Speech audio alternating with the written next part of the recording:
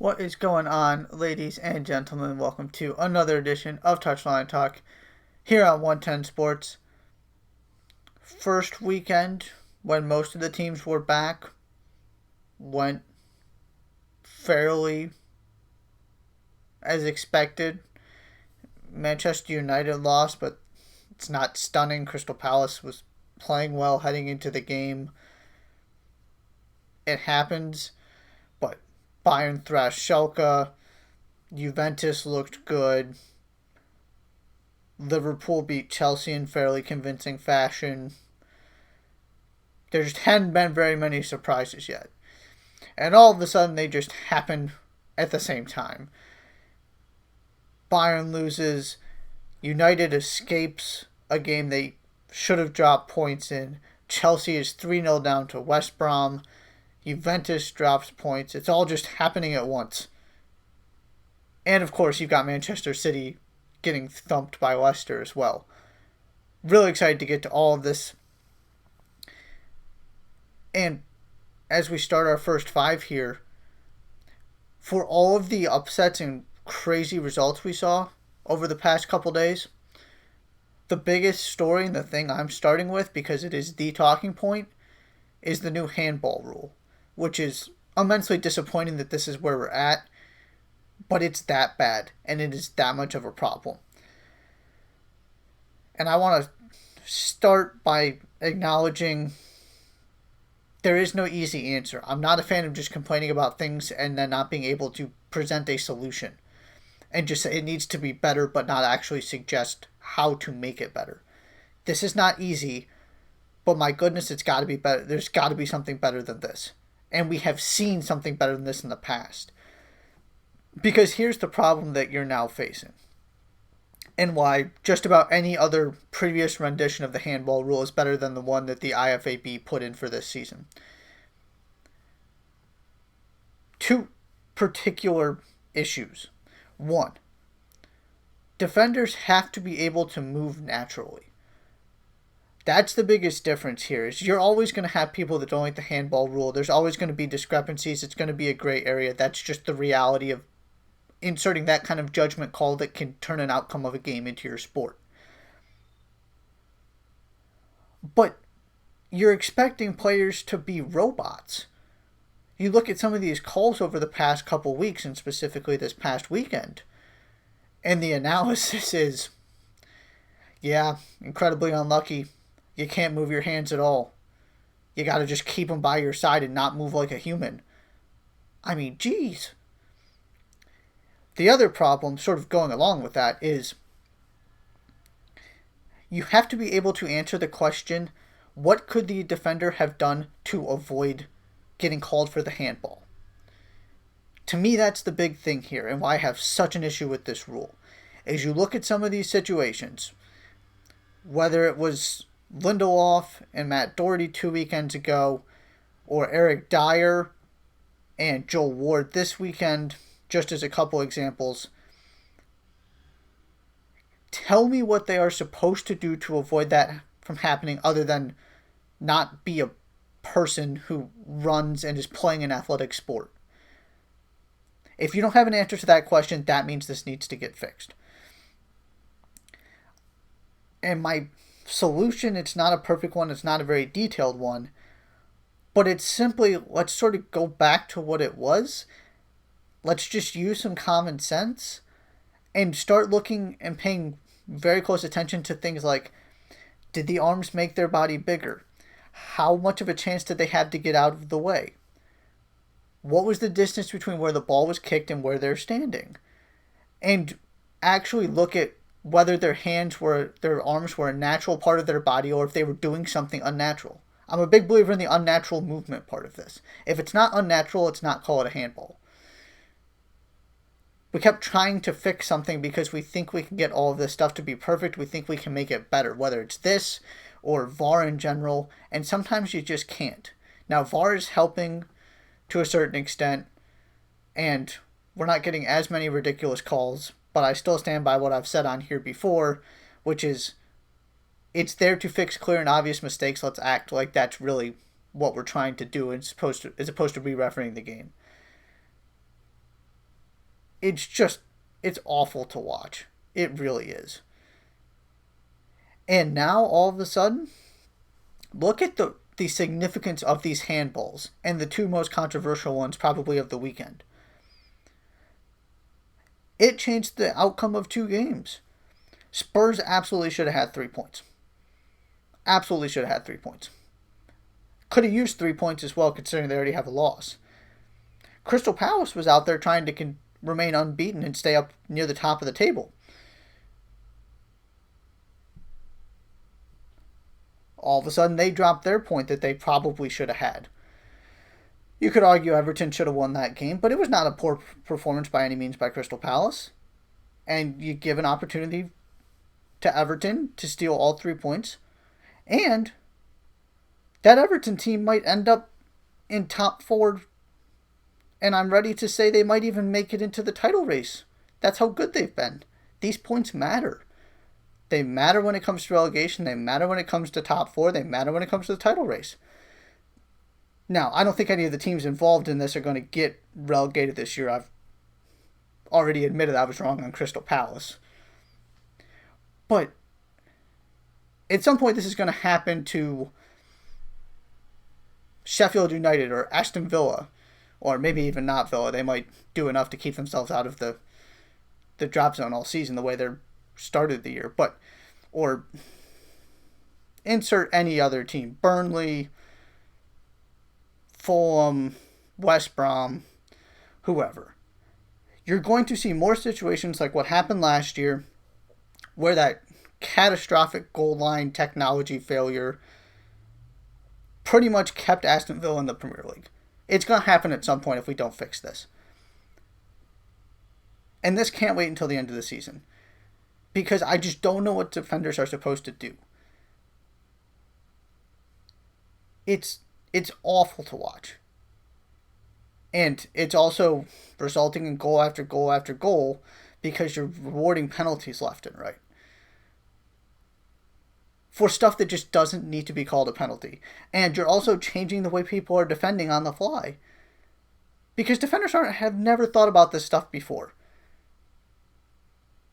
They've thought about keeping your hands in your arms in a natural position, about making sure you're not flailing out, trying to stay close to the ball and make sure that you're reacting in a proper way. They're not thinking about hand placement and arm placement all that much, aside from doing something stupid, which we'll get to with Neil Maupay of Brighton and what happened at the end of that game. That's a different situation. But what's happening, and Spurs have already had this situation twice. And your high-profile, or sort of high-profile game between two teams that have six points from their first two games, and Crystal Palace and Everton is determined by one of these as well. It's awful to watch. It's a massive problem. I'm not going to sit here and whine about it forever, but this needs to change now. We can't keep doing this where nobody knows anything, and if it hits your arm, it's a handball. That's not how this is supposed to work. That's against the spirit of this. And you're not supposed to give 500 penalties every week. It's incredibly frustrating. And like I said at the beginning, with all of the things that happened, you would think that we would be talking about one of them as the lead in the show, the number one thing in the first 5 to come out of this weekend, whether that's Manchester City or Liverpool beating Arsenal or Juventus dropping points, whatever it might be. And no, we're sitting here talking about handballs because that's the story of the weekend. The best team in the world just lost for the first time what feels like forever to a Hoffenheim team that nobody saw this coming. And we're sitting here talking about handballs. Incredibly, incredibly frustrating. It's got to get fixed, and it's got to get fixed now. Then we'll move on to the second thing in our first 5, which is Manchester City getting destroyed by Leicester. I'm going to start by saying the same thing I've said again, that by the time this Leicester team gets healthy, they're going to look like the team, more like the team they were at the beginning of last season than at the end. But this is also not that team. I'm not concerned about Ben Chilwell leaving because you brought in a very capable replacement who might even be better in Timothy Castagna. But you're still missing Ricardo. James Maddison doesn't start. You're missing Wilfred Ndidi. But all of a sudden, Leicester have their mojo back. I just never bought into the idea that they were going to stumble and that the team you saw at the end of last year was the team they would be moving forward. It was not just injuries. I harped on that when they officially blew their Champions League spot. It was a mental breakdown from your captain Schmeichel and Sianchu getting suspended. There were a lot of things involved in that. Most of them were self-inflicted. But all of a sudden, you get your center backs back, Johnny Evans and Sianchu. You bring in a capable replacement for Chilwell. Justin's doing fine on the right side of that defense, and it just looks much better. But you also need to give props to those midfielders, because I'm concerned without Ndidi. It's a massive loss. He's an incredibly important piece of this team. But with what Nafalius Mendy and Yuri Tillmans did, they might actually be okay. I know it was just one game, but Mendy was very good, connected more passes than he usually does, made a positive impact, and Tillmans was just ripping Manchester City to shreds. That was the Yuri Tillmans that was so good when he came on loan originally to Leicester. If they get that man back and a healthy James Maddison and then Ricardo comes back, Vardy stays healthy, their center backs stay healthy, this is a terrifying team. They are every bit as good as they were last season if they can keep these guys healthy and Tillmans is playing at that level. So I want to start with that before we get into the more interesting side of this, which is Manchester City. And even when City had the ball at the beginning of the game and took their early lead on one of the better goals Riyad Mahrez is ever going to score, if you can strike it that well with your right foot, it just left me wondering why he's so insistent on going to his left.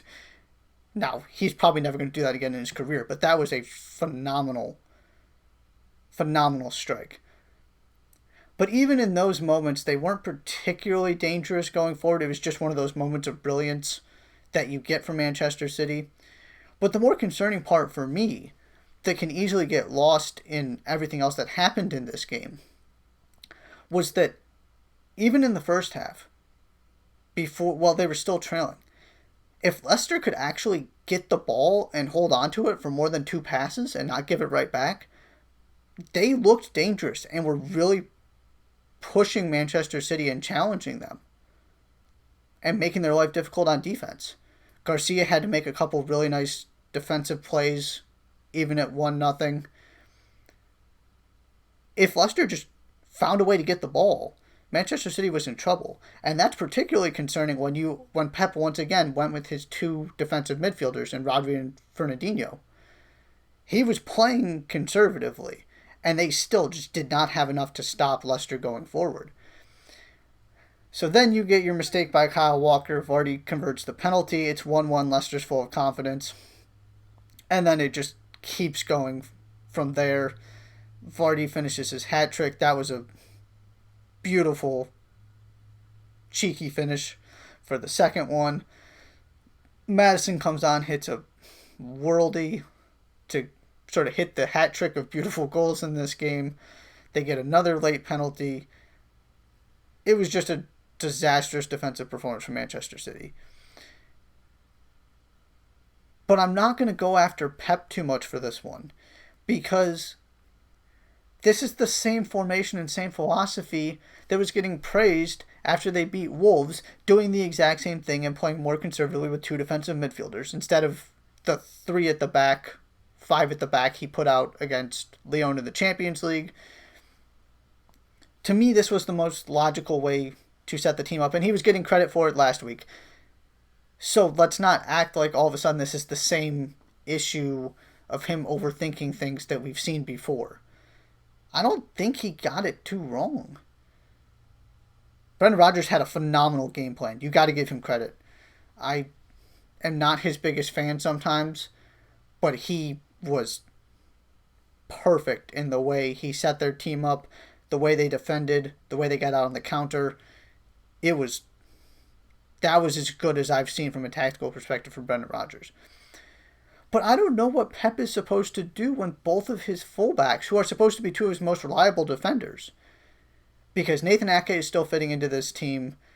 Garcia is not supposed to be out there. He doesn't want to be at the club, but because of these injuries and COVID, they didn't have many other options. Those two guys I can understand having a poor game, but Garcia was good, and really good in the first half. It was Kyle Walker and Benjamin Mendy who were giving away most of these penalties. And both of them got turned around and beat inside by guys who you should not be allowing to have that much space and make that run in Madison and Vardy. If Pep can't rely on them, what is he supposed to do? Now, you can argue this is a mental thing where Pep has just lost the ability to motivate this team. And I think there is something to that, and there is also something to the fact that Mikel Arteta is not there anymore. We are learning every week more and more just how valuable he was to City, and you're seeing it with what he's doing with Arsenal. He is going to be a very, very good manager. He clearly has an ability to relate to players. Pep may not be able to get everything he wants out of this team anymore. That's a question. But before we start freaking out about Manchester City, let's also remember who was on their bench for this game.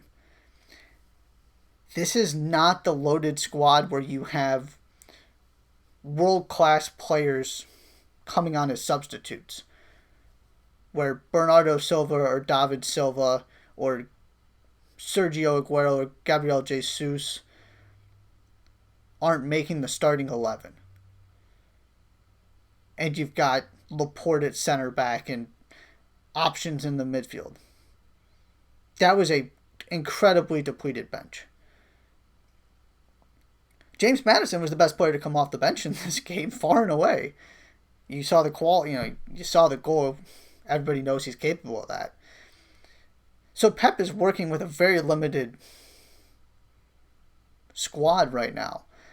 And I said, I think before, it's easy to forget how many players they're missing when they can still put out such a good 11 and have a couple weapons off the bench.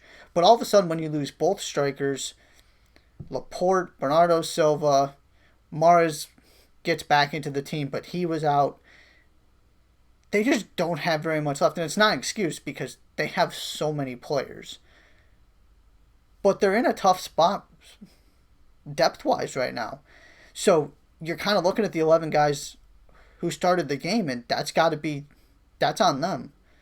They've got to be the ones to step up and get the job done. And that defense was just awful.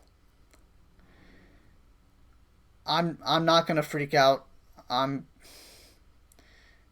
If you're going to ask me now, I say Liverpool wins the league based on what we saw over these past couple days.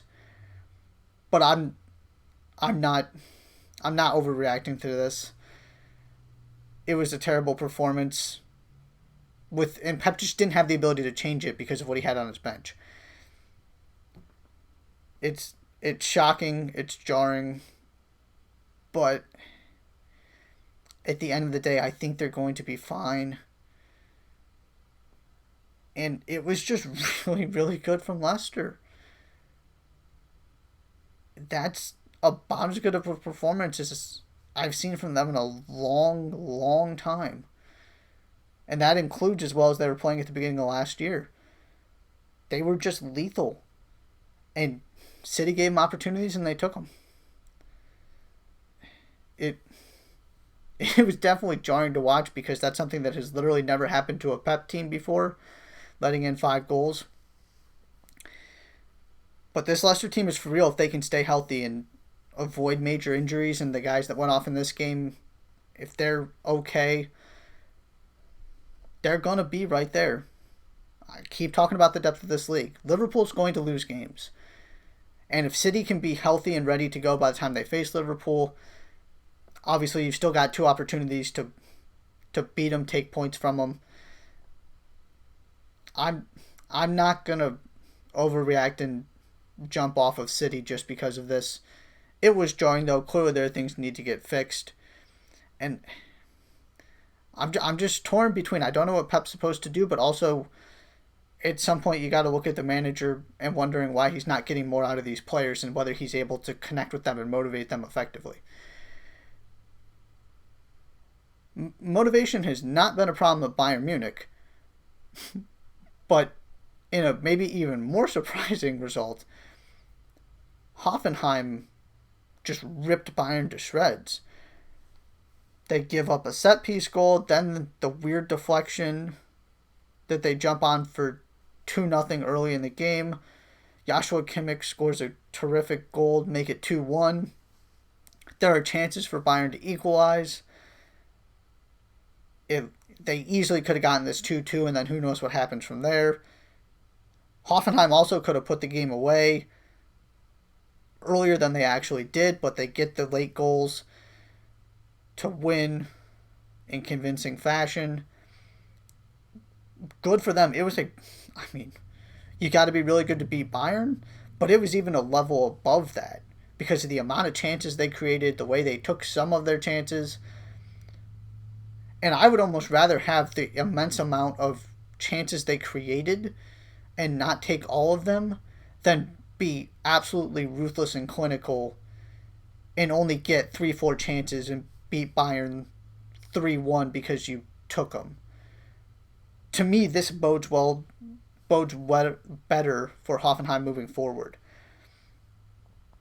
I'm not sold yet, but they could very well be the real deal, or at least make this interesting for a while, and particularly when you've got so many other teams in the Bundesliga dropping points already. If they can just be consistent for a couple months, they'll be right there in the top 4 race.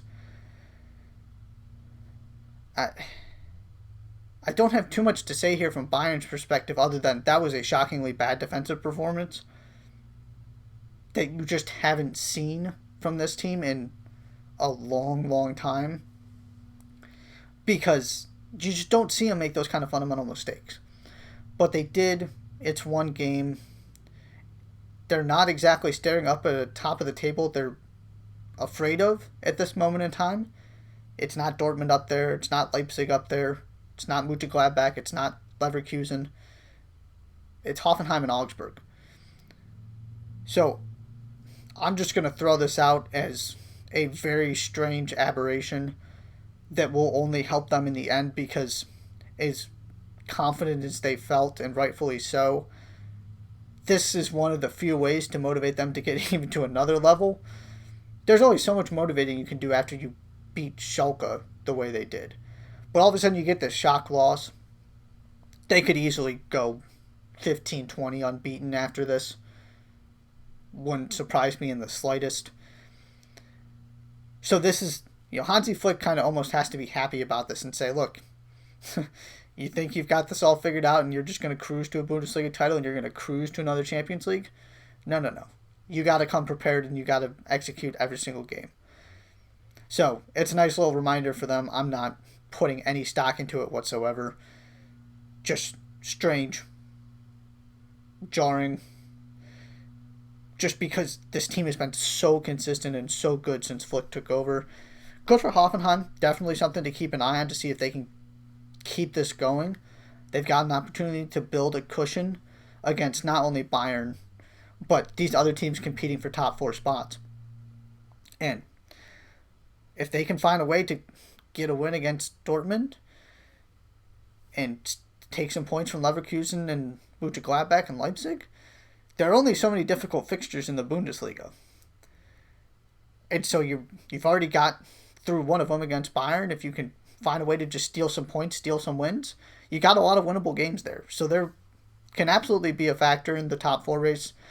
I'm not quite there yet. I want to see him do it for a couple more weeks, be a little bit more consistent before we anoint them as the upstart surprise of the Bundesliga this season. But phenomenal so far. You can't ask for anything more. It was a terrific performance. Bayern just wasn't ready. Whether that was taking Hoffenheim for granted or just having one of those days where everything goes wrong. But good for Hoffenheim. I don't think it means too much at the end of the day. Then we get to what easily could have been the headline of the week, if not for handballs and the shellacking Manchester City took and the fact that Bayern lost, which was Manchester United somehow getting 3 points against Brighton. Don't ask me how, because I have absolutely no idea. I think Brighton hit the post 5 times. I think that was the number. And then finally, they get their goal in stoppage time to equalize. That they easily could have gotten 2 by that point to be up. And then you think, okay, well, this is the end. They got what they deserved. They should have had at least a second goal there. They get it on, of course, the one that's not pretty, the one chance that they just kind of bungle over the line, but Solly March gets enough on the header, slides it in there. And then credit to Donny van de Beek, who has made an impact right away with his new club. They get down the field, you draw the corner, you keep playing, and eventually you get the handball. And this is not one of those handballs where I don't know what the defender's supposed to do. Maupay's got to be more focused and attentive to detail there. You just can't let your hand flail like that. It was absolutely a penalty. Bruno Fernandes slides it home. And somehow United get all 3 points.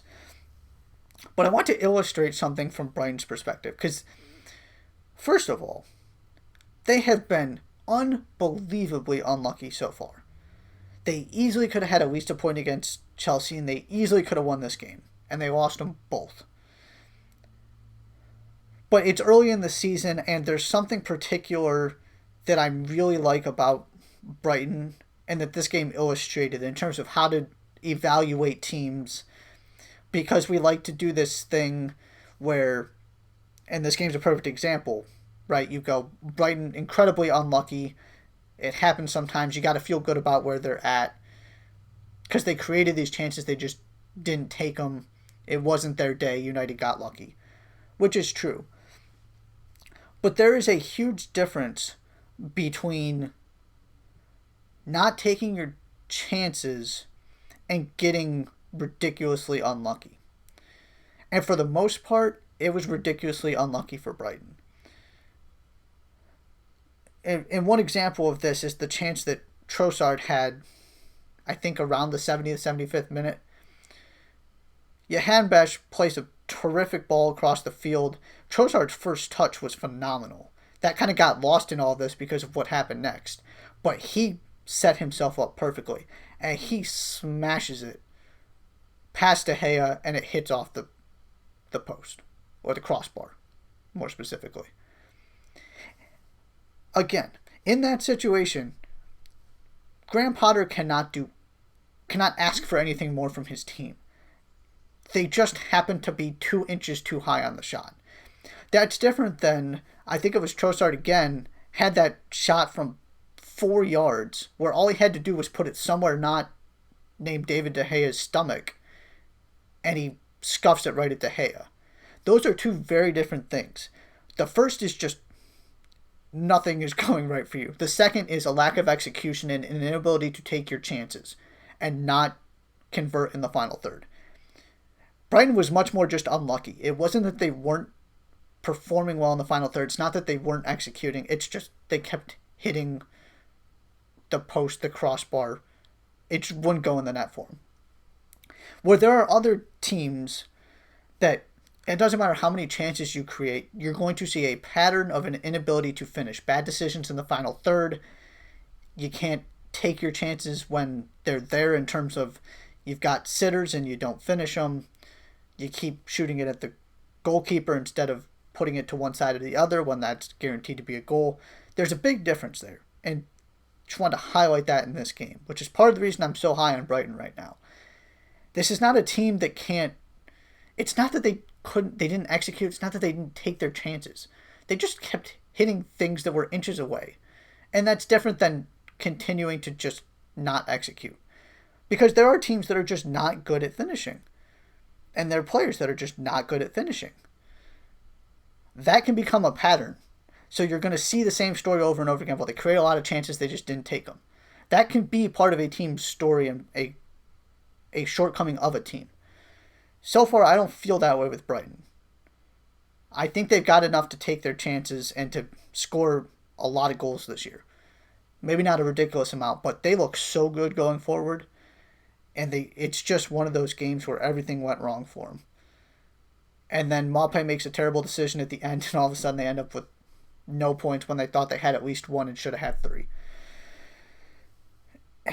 Incredibly, incredibly unlucky, but I love what Graham Potter's doing. I am still just stunned watching this team every week to see how good they are, how expansive they are. It's sensational, but United somehow finds a way from avoiding a disastrous start to the season and gets 3 points. And fairly quickly here, don't have too much to say on Liverpool. Arsenal. Liverpool were phenomenal, controlled the first half. They gift Arsenal the goal. Good for Lacazette for executing. But that just kind of came out of nowhere. Andy Robertson makes up for it by getting a goal of his own. Liverpool come right back and take the lead. Diogo Jota adds another one on his debut. They were sensational. They were supposed to win that game. You're playing at home. And you're Liverpool. They did what they were supposed to, which is more than can be said for most teams at this point in the Premier League. Especially their rivals for the title, theoretically. I don't think you get discouraged if you're Arsenal. It wasn't a great performance, but they hung in there. Lacazette had a great chance to make it 2-2. Who knows what happens from there? They easily could have gotten a point out of that. They created some chances. They showed some resiliency. You're just not supposed to win that game, and that's okay. I don't think you get discouraged at all if you're Mikel Arteta. They are continuing to convince me that they are going to be more consistent and much better than they were last year. And with the inconsistency we've seen in other spots, they're going to put themselves in a good position. If they can just keep doing this, keep putting in these kind of performances, you need a lot of things to go right to beat Liverpool at Anfield. Liverpool were just too good to let that happen. They've still got some defensive issues, and again, weird thing you didn't see happen last year before the restart. The mistakes you've seen from Alexander-Arnold and Van Dijk. In this game, it was Robertson. But if they get that cleaned up, that front three, and now you've got Thiago out for a little bit, but that front three in that midfield, they are flying on all cylinders. Klopp is thrilled with what he's seeing. You saw that in his passionate defense where Roy Keane criticized their performance a little bit, said they were sloppy, and Klopp said, no, we were phenomenal in attack. Arsenal's just good, which also shows you what he thinks about Arsenal and what they've become. Liverpool's the best team in this league right now. Doesn't mean they're going to win the title, but somebody's got to take it from them. That's what we've learned so far, is that there is very little drop-off from last season. They look like the team that came in and was so consistent, so dangerous, so motivated, rather than a team that was just kind of happy to be there and wanted to celebrate their title. Klopp's got them motivated, moving in the right direction. They're sensational. That's not new news. But I came away more convinced about Arsenal than less convinced, even though they lost that game. That was a lot. When we come back, we're going to introduce a new segment. We're going to do winners and losers of the weekend, or since the last time we talked on Thursday. There are a lot of other things that happened, and some of these teams, Liverpool and Arsenal weren't real winners or losers of the weekend. Teams had much more consequential results, but that was a big game that also needed to be talked about. So winners and losers, when we come back, you're watching Touchline Talk on 110 Sports.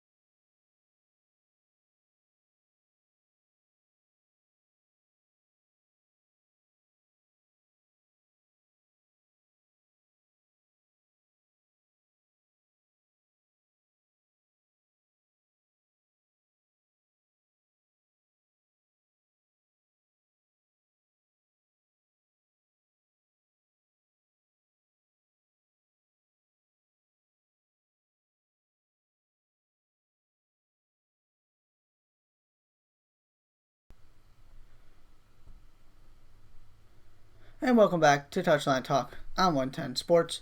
We're going to jump right into it. Winners and losers from this past weekend across Europe.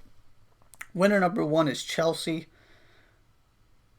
First of all, you come back from a 3-0 deficit to get a point against West Brom. Tammy Abraham scores the final goal to complete the comeback in the 93rd minute. They were down 3-0 within 27 minutes. They're not a winner because this was a good performance that should make them feel good. It was some shambolic defending. Lampard makes a couple halftime changes. Apparently there was a dressing down from Marcos Alonso because he didn't go into the stands to watch the second half. That report's floating out there. And I will continue to say that Marcos Alonso is not a left back. He's not. He's a left wing back, and there's a big difference. Again, you saw it again. He is not a Premier League quality defender in a 4-back system. And that's okay. But Lampard continues to try and fit the square peg in the round hole, which is again why Ben Chilwell is so important to this team. And now that he's starting to get his fitness back, he's going to play left back every single game after what happened in this one. They need him to. He's so important to what Lampard wants to do from a tactical, systematic perspective. So it was, Thiago Silva makes a terrible mistake that he should know better. But at the end of the day, you find a way to get a point. City lose. Arsenal lose. In a chaotic weekend where a lot of unforeseen upsets happened, a point is not the end of the world. It gives you some confidence that you saw that resiliency. They're still missing so many key players. And quite simply, you just can't lose to West Brom. They avoided that at least.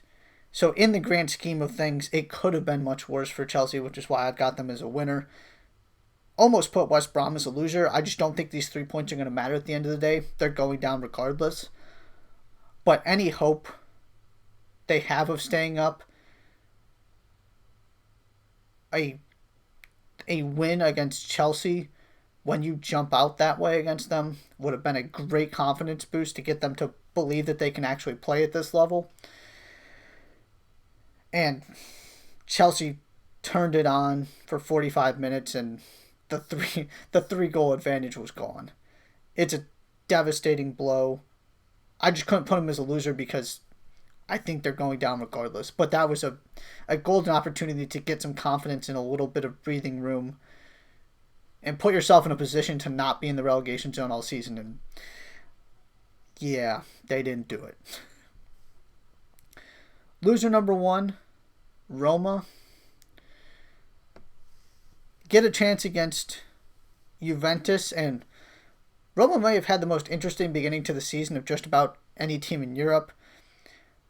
They lose game one due to a clerical error that they're appealing. Maybe they get a point back. It was a 0-0 draw that somehow ended 0-0 with the amount of chances that were created. And then they're up 2-1. Adrian Rabiot gets sent off for Juventus. They have opportunities, Edin Dzeko specifically, to finish this thing off.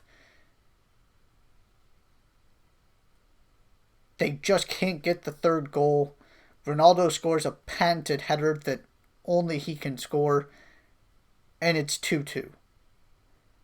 A point against Juve is not a bad result, but when you're staring down a forfeit, potentially, in game one, and you have an opportunity to beat Juventus up a goal, up a man, and you let them back into it, and you can't find a way to get a goal to pull back ahead or see the game off, it's got to be immensely frustrating, incredibly disappointing. Other thing I wanted to mention here quickly on Juve, Andrea Pirlo learned something about coaching and management in this game. Right before Rabiot got sent off, he took Weston McKennie out of that midfield instead, and then Rabiot got a second yellow. It's an interesting lesson to learn this quickly.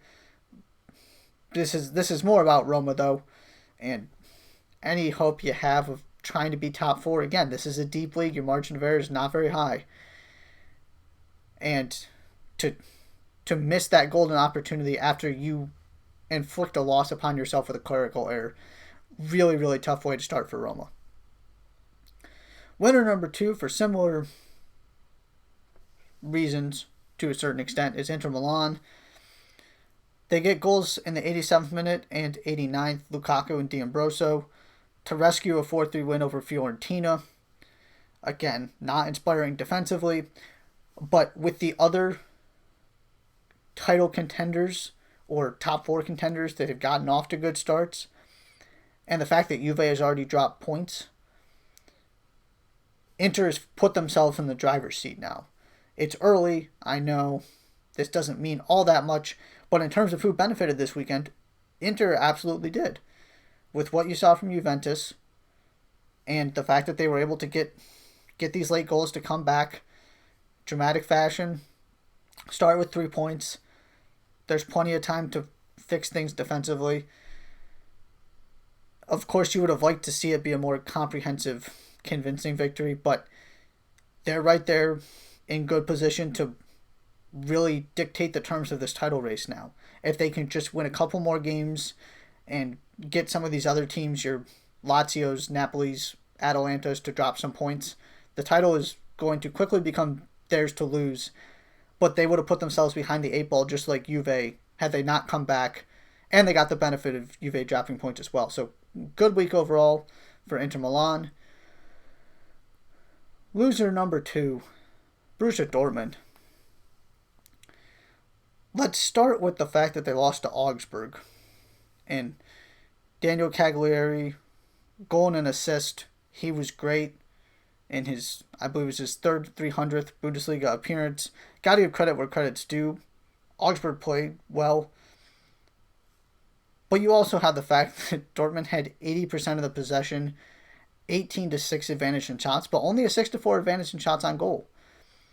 They didn't create all that much when you look at the amount of possession they had and how dangerous they're supposed to be in attack. Usually they are one of the more lethal teams in Europe. They just make it look fun and make it look easy. And it just wasn't easy for them in this game. Credit to Augsburg defensively. That was almost the bigger story to me and why I'm concerned. Yeah, you give up a sloppy goal or two. It wasn't a terrific defensive performance, but you've seen Dortmund win these kind of games all the time. 3-2, 4-3, down 2 goals early, come back and score 3. They're not consistent defensively. If they're consistent defensively, they'd be one of the best teams in the world. I mean, they still are, but in a whole nother level, where they're actually putting pressure on Bayern from start to finish and consistently making the Champions League quarterfinals, that kind of thing.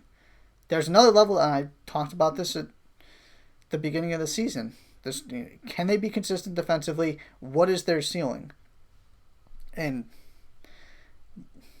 it looks like they're pretty much the same team they were last year 2 weeks in. They got plenty of time to turn this thing around. It was just a disappointing offensive performance. They just didn't have the ability to unlock that Augsburg defense. Even though they had a bunch of shots and a bunch of possession, they just weren't very dangerous. And the other part of this, why I made them a loser, look at the other teams that are dropping points, and Bayern lost. Dortmund had an opportunity to sit there at the top of the table and try and build a lead and make Bayern chase them from behind again. That's about the only chance I think anybody has of catching Bayern and actually stealing this league from them. I just don't see anybody catching Bayern from behind. And they're not technically behind yet because they both lost, but building that lead is crucial. And I just don't think Bayern's going to let them build a lead this year. because they dropped this opportunity. So it's not just they had a poor performance, it's also when they had it in the context of the situation. But they had a rough weekend, and I think these results hurt them much, much more than they hurt Bayern. Winner number 3, how about Barcelona? 4-0 win over Villarreal. Ansu Fati scores twice in 5 minutes. Messi gets a PK. They get an own goal. And Real Madrid needs a late Sergio Ramos penalty to beat Real Betis after an uninspiring draw to start the season. Atleti looked really, really good. Don't want to ignore them because I also think that they've got a shot here if Real Madrid keeps playing the way they are right now. But at the end of the day, I need to see that Atletico Madrid is going to actually compete for this title. Barcelona is going to be there if Real Madrid can't put together good performances consistently. It's still their league to lose, in my opinion. I'm not going to overreact to one game. But for a team with so much turmoil, uncertainty, lack of confidence, frustration, to get off to this kind of start, to know that you've got an opportunity to build some kind of lead, even if it's a small one, over Real Madrid, and that you looked good your first time out under Ronald Koeman, I think this is a real confidence boost. That usually I would not say that about a season-opening win over Villarreal, or the fact that Barcelona scored 4 goals. But their situation is so different than it normally is right now, with the frustration and Messi being there against his will, that to just silence your critics for a minute and get 3 points in convincing fashion when some other teams have struggled, most notably Real Madrid, it was a very good start to the season for Barcelona, and I didn't want to ignore that. Loser number 3, Wolves. West Ham scored a total of 1 goal in their first 2 games.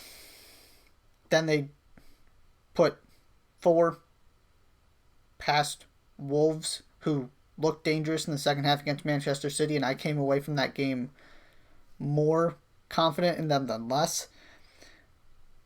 But, wow, that was a bad performance. And they've got the regular back line in there. It's not like this was a heavily rotated squad.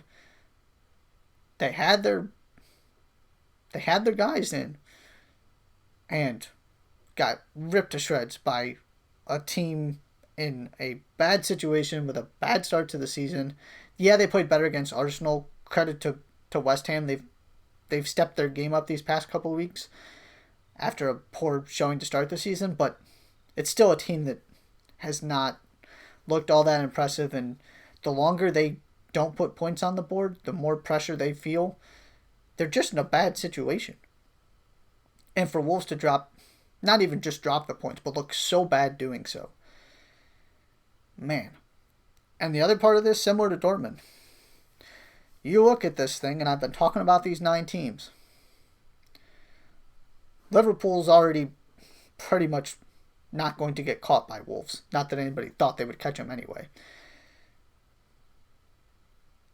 You already lost one of your opportunities against City, and again, nobody thinks Wolves is catching City. You had an opportunity to really build some cushion against Chelsea and United with the way they've started. And specifically Chelsea, because United have found a way to pick up at least 3 points here, somehow. So your top, and Spurs have also picked up some points, but they haven't been all that great at times. So you've got an opportunity to build a cushion against some of these top 6 teams. Maybe it lasts, maybe it doesn't. But the other problem here is that your 2 other people that are trying to disrupt that top 6 are sitting there with 9 points from 3 games. That's Leicester and Everton. And right now, I'm taking both Leicester and Everton over Wolves. Wolves could easily end up 9th. And that kind of performance against West Ham, you just can't have it if you're trying to compete with the best teams in this league.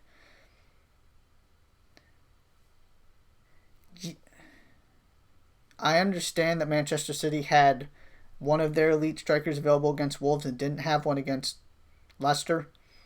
But just look at the difference in those two games against the same opponent. That's got to tell you something about where Wolves are at right now. So they're my third loser. I was really high on them coming into this season. I have cooled off considerably. They could turn this around really quick, but rough performance there.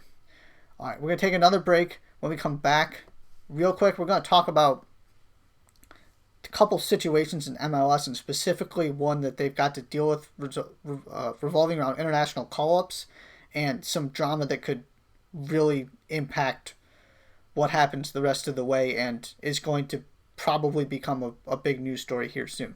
So you won't want to miss that. You're watching Touchline Talk on 110 Sports.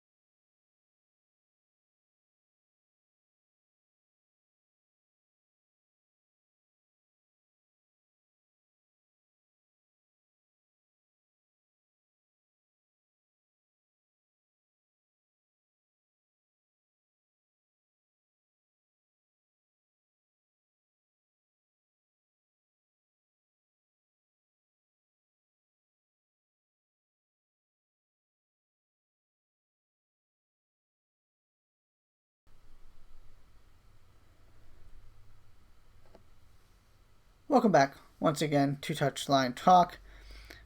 As I mentioned, we're going to do some MLS discussion here because this is a very interesting situation that's developing. Before we get into that, though, also wanted to mention Sporting Kansas City Colorado Rapids game this weekend was postponed due to positive COVID tests on the Rapids side. Still figuring out details, what the consequences are going to be moving forward, but something to definitely keep an eye on. Another reminder that things are going to happen playing in this global pandemic, traveling to different states and being exposed to that many people. That there is always a risk, and we saw that again with that game this weekend. The more interesting thing, though, or I shouldn't have said that. The thing I want to focus on that has a league-wide impact here, of course, health being the most important thing of all. MLS has decided to leave it up to its teams whether to release their players for this upcoming international window, which is not usually a thing that happens because you're required to release your players. And these teams in MLS could face significant punishment if teams decide not to let their players go. The reason this is happening is that players have to quarantine for 10 days upon return before they can rejoin their teams. So you're looking at a situation where some of the best players in the league could be missing 3 to 7 games near the end of the regular season here if they go on international duty. So MLS has left it to the teams, and of course these teams don't want their star players, specifically South America with your Uruguays and other teams with Brian Rodriguez's and Diego Rossi's and Nico Ladero's and those kind of players. We're talking about big names here. They don't want to lose them for that long. And you've also, so that's sort of the rationale. But of course these players want to represent their countries, and it's not that these teams are opposed to that on a broad scale. They just don't want the COVID risk. This is absolutely COVID related. This isn't some protest of international competition. But take, for example, Christian Pavon, who is trying to get back into the Argentinian team after things just had not gone great for him since he moved to Major League Soccer. This is a big opportunity for him. And now we're going to have to see whether they can actually go or not. And there's also apparently a chance, according to The Athletic, that some of these players, due to visa issues and all kinds of logistical things I don't understand, may not come back until 2021 if they do leave. There's a lot of uncertainty here. And here's what I would say.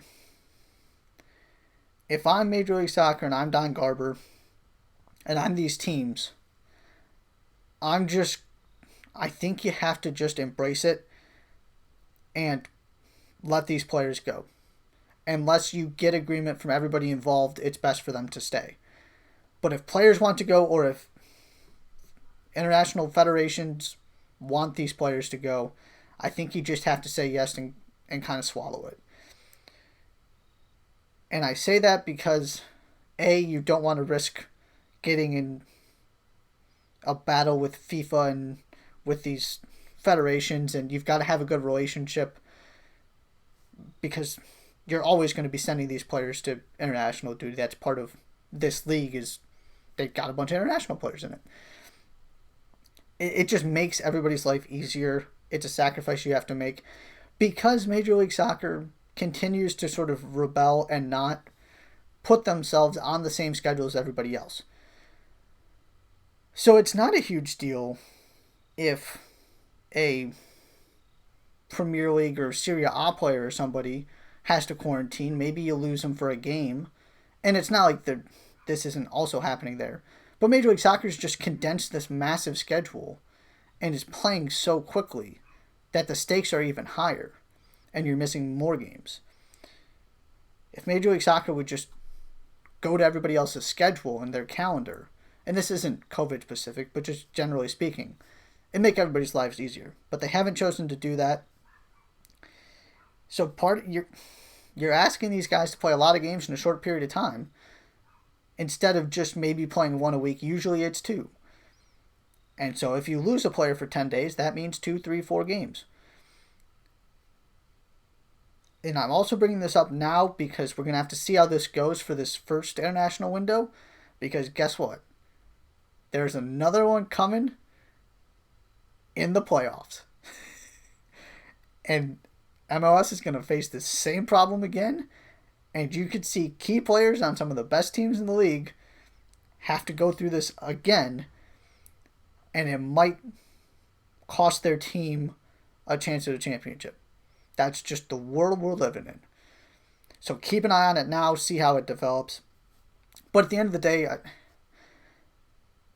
to me, the easiest solution is just to say, okay, we got to understand this is not a normal season. We can't just try and simulate the exact same thing in this totally different environment. It's just not realistic. It's not logical. So we just got to understand we lost some key players. Hopefully their teams stay alive and they can come back, whatever it ends up happening. But just go along with it. Understand that this is going to be different. You got all these teams in the playoffs this year. We'll see if that is a thing moving forward. But just embrace the fact this is not going to be normal. Do what you can to appease the federations. There's just no use rebelling against this. And if that means that a team that doesn't have a bunch of internationals wins, so be it. It's 2020. The Tampa Bay Lightning found a way to win a Stanley Cup after so many disappointments. The Miami Heat are in the NBA Finals. Weird things are happening. This is probably just going to be another one, but definitely something to look out for and see how this develops, because we're probably going to be talking about it again in a couple months when it comes MLS Cup and playoff time. That's all we have for today. Be sure to check out Around the Bases coming at 1 p.m. Eastern right here on 110 Sports Live. MLB playoffs are here. Chris Brown's got you covered in every possible angle. Josh Molnix will be back tomorrow with his show as always. That's all we have for you today on Touchline Talk. Thank you so much for listening, and we'll see you Thursday.